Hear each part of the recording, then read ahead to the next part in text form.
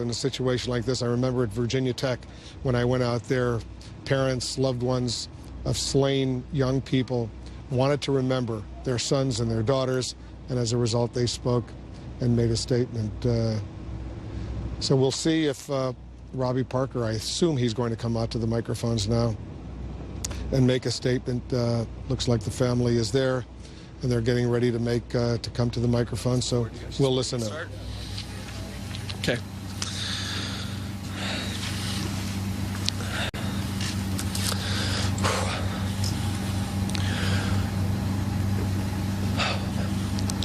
So my name's Robbie Parker. My family is one of the families that lost a child yesterday in the Sandy Hook Elementary School shootings here in Connecticut. I've been contacted by so many people and agencies wanting to know how we're doing, and I just thought that this might be the best way to share those feelings with everybody. First of all, I'd really like to offer our deepest condolences to all the families who were directly affected by this shooting. It's a horrific tragedy, and we want everybody to know that our hearts and our prayers go out to them. This includes the family of the shooter. I can't imagine how hard this experience must be for you. And I want you to know that our family and our love and our support goes out to you as well. At this time, our thanks go out to so many people, so many friends and family and complete strangers who we don't know, for all the love, condolences, and support that you've given to us. My daughter, Emily, would be one of the first ones to be standing and giving her love and support to all those victims, because that's the type of person that she is. Not because of any parenting that my wife and I could have done, but because those are the gifts that were given to her by her Heavenly Father. As the deep pain begins to settle into our hearts, we find comfort reflecting on the incredible person that Emily was and how many lives that she was able to touch in her short time here on earth. Emily was bright, creative, and very loving. Emily was always willing to try new things other than food. She loved to use her talents to touch the lives of everyone that she came into contact with. She was an exceptional artist, and she always carried around her markers and pencils so that she never missed an opportunity to draw a picture or make a card for those around her. I can't count the number of times Emily noticed someone feeling sad or frustrated and would rush to find a piece of paper to draw them a picture or to write them an encouraging note. Emily's card making was expressed beautifully this last October when she placed a very special card that she had made into the casket with her grandpa, who also just recently died of a tragic accident. Emily was a mentor to her two little sisters, and delighting in teaching them how to read, dance, and find the simple joys in life. Emily's laughter was infectious, and all those who had the pleasure to meet her would agree that this world is a better place because she has been in it. As we move on from what happened here, what happened to so many people, let it not turn into something that defines us, but something that inspires us to be better, to be more compassionate, and more humble people. Let us please keep the sentiments of love that we feel for our families and the compassion that we feel for others, even complete strangers, and keep them with us at all times, not just in times of sorrow and tragedy.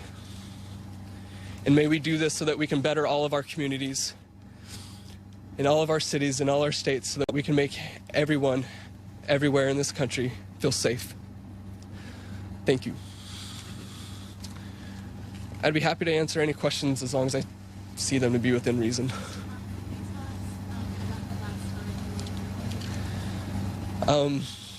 I was leaving to work, and she woke up before I left and I've actually been teaching her Portuguese, and so our last conversation was in Portuguese, and she told me good morning, and asked how I was doing, and I said that I was doing well. She said that she loved me, and I gave her a kiss, and I was out the door.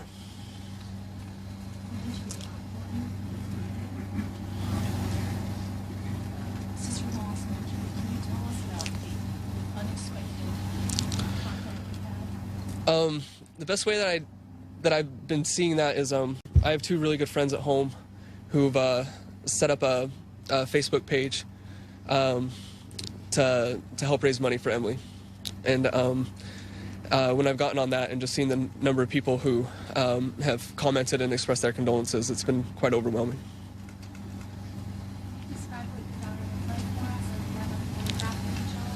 There's lots of pictures on the Emily Parker Fund page on Facebook.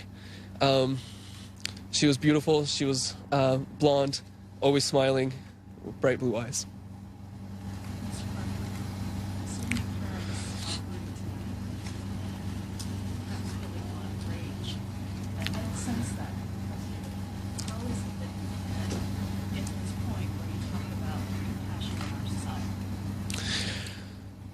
Here at the church last night, there was a special meeting, and I was given the opportunity to be able to speak at that as well.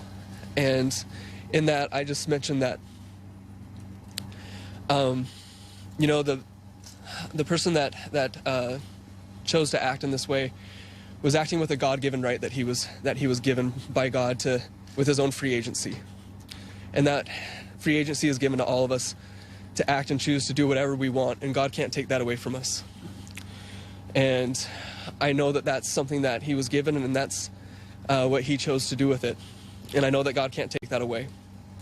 I'm not mad, because I have my agency to make sure that I use this event to do what I can, to do whatever I can, to make sure that my family and my wife and my daughters are taken care of, and that if there's anything that I can do to help anybody at any time, anywhere, that I'd be willing to do that. Mr. Parker, you talked about your daughter being a grandparent here. You know other daughters, I wonder if you could talk about their relationship. As uncheesy as I can say that, she was their best friend. They were all born within 3 years of each other, so by law they're very close. She was teaching my middle daughter to read. She would help my youngest daughter learn how to make things, show her how to do crafts. They looked up to her, and they looked to her when they needed comfort. Usually that's saved for a mom and a dad, but it was really sweet to see the times when one of them would fall or one of them would get their feelings hurt, how they would run to Emily to get support and hugs and kisses.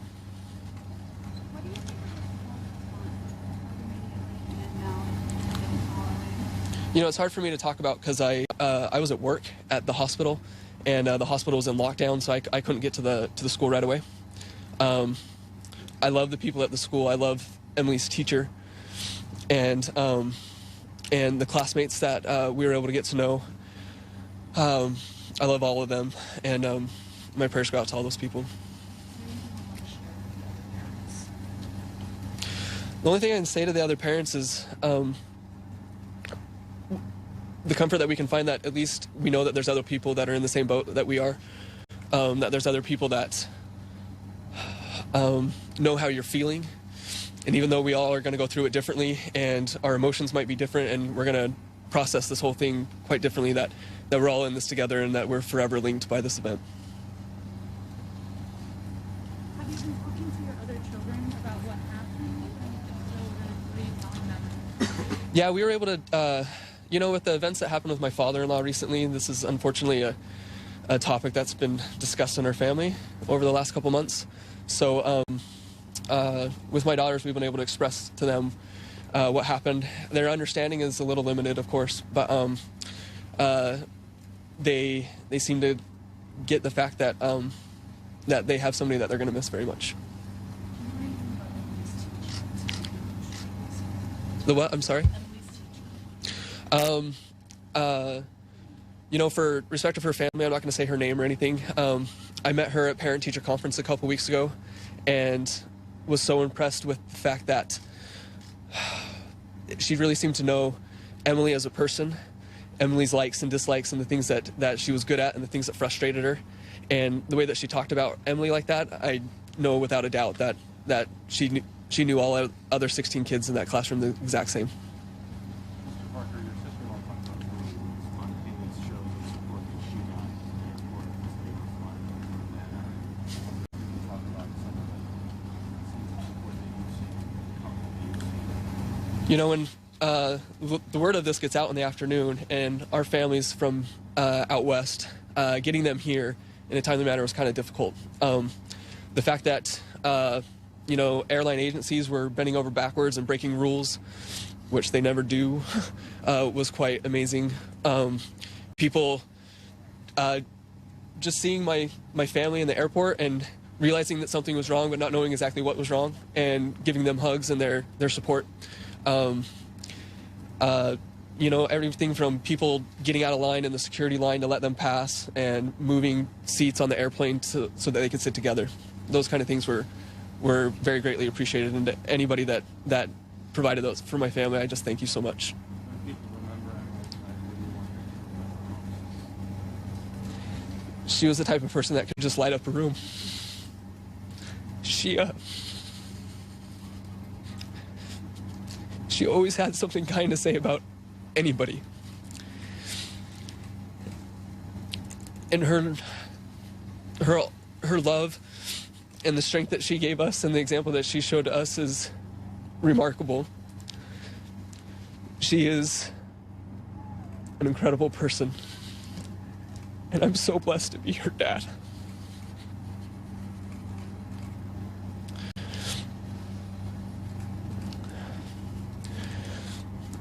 I guess that's it. Yeah.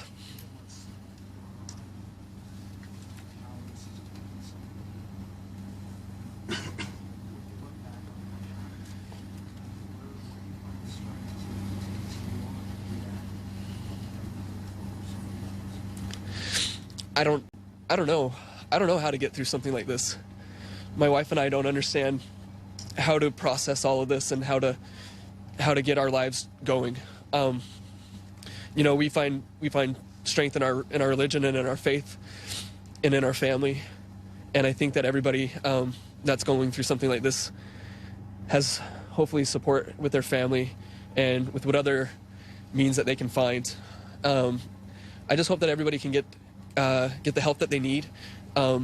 Since nobody knows how to go through this, I think it's really important that people reach out to the services that have been provided to all of us for counseling and somebody to talk to, and understanding how to talk to your children and those kind of things. I really hope that all of us utilize those things that have been offered to us. I have a 3, 4, and 6-year-old.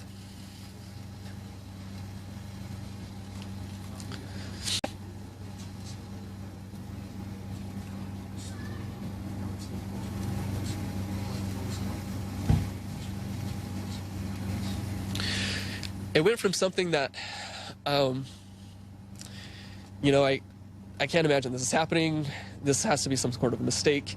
What was hard was that since I was at work, I was having to talk to my wife on the phone and just trying to know what was the right thing to do. You know, I didn't think it was that big a deal at first. I thought, with the first reports that were coming in, it didn't sound like it was going to be as tragic as it was. And then, as we weren't given information, it started to settle in that it was a much tougher experience for everybody. And so that's kind of what it was like for us.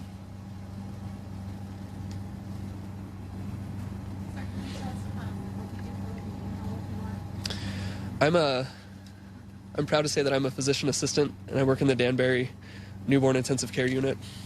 I'm 30 years old. Thanks.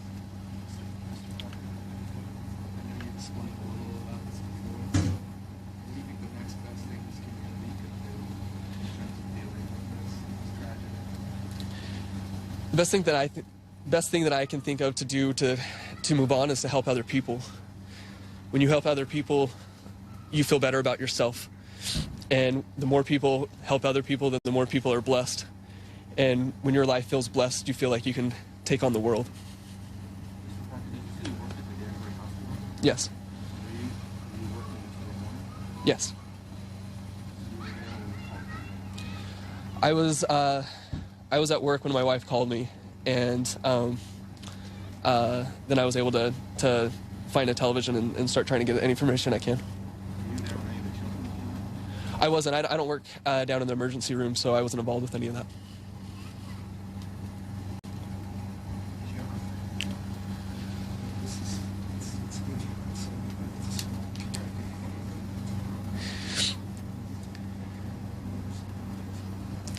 You know, what's interesting about that is my family just moved to Newtown about 8 months ago when I accepted the job here. So the impression that I got from people on the East Coast was a lot different than what I experienced when I got here, that's for sure. Everything that everybody was telling me out west was that I was in for a rude awakening, but the people here have been amazing. And I've never met so many people that were willing to help us when we moved here, to get established, to getting to know me and my family. I truly love it here, and I'm glad to be here.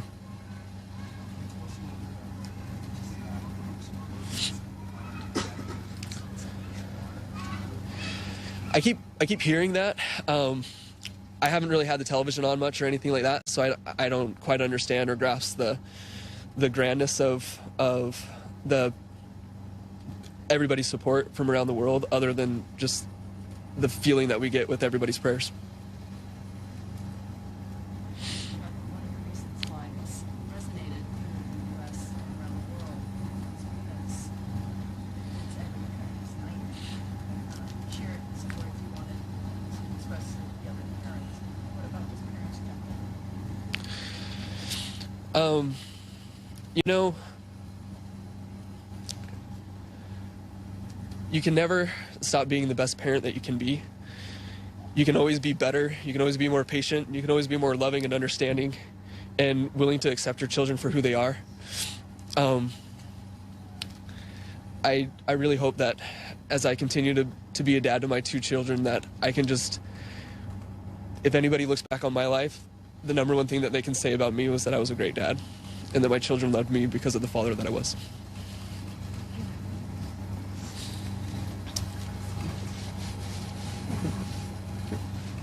Thanks, guys. I'm done.